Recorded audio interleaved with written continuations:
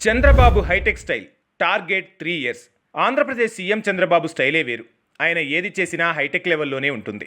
ఇప్పుడు కూడా అదే స్టైల్ కంటిన్యూ చేస్తున్నారు బాబు. అమరావతి రాజధాని విషయంలో విమర్శకుల నోళ్లకు తాళం వేసేలా చంద్రబాబు సర్కార్ సంచలన దిశగా అడుగులు వేసింది. ప్రభుత్వం ఒక నిర్ణయం తీసుకుంటే అమలు చేసేందుకు కొంత సమయం పడుతోంది. ఇది సహజం. యంత్రాంగంలో కదలిక, నిర్ణయాల తీరు వంటి ఆధారంగా సదరు కార్యాచరణ ఉంటుంది. అయితే అమరావతి రాజధానిలో ఐకానిక్ భవనాల నిర్మాణానికి సంబంధించి ప్రభుత్వం తీసుకున్న నిర్ణయాలను 24 గంటలు కూడా గడవకముందే అమల్లోకి తీసుకొచ్చారు. ఏపీ రాజధాని అమరావతిలో ఐకానిక్ టవర్లుగా పిలిచే బహుళ అంతస్తుల నిర్మాణానికి సన్నాహాలు చేస్తున్నారు. ఈ టవర్ల కోసం ఆయన వివిధ దేశాల్లోని వందలాది భవంతుల్ని పరిశీలించారు.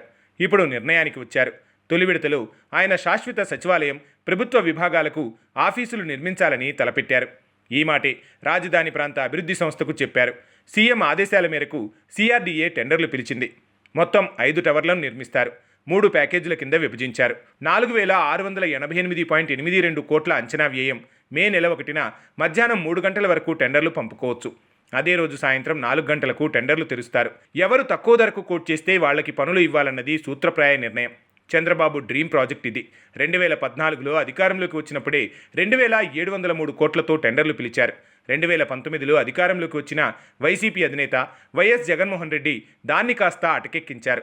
మళ్లీ 5 ఏళ్ల తర్వాత అధికారంలోకి వచ్చిన తెలుగుదేశం పార్టీ అధినేత చంద్రబాబు ఇప్పుడు ప్రాజెక్టును మళ్లీ వెలికితీశారు.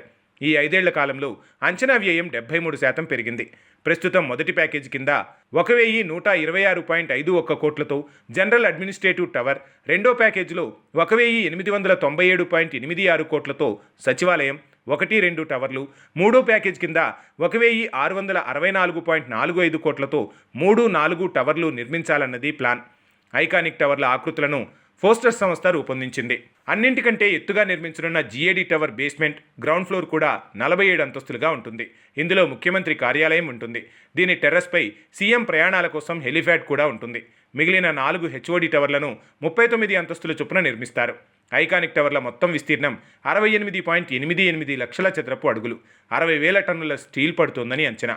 మొత్తంగా అమరావతిలో ఐకానిక్ టవర్ల నిర్మాణంతో రాజధాని నిర్మాణం ఊపందుకునే సంకేతాలను ప్రభుత్వం పంపినట్లవుతోంది.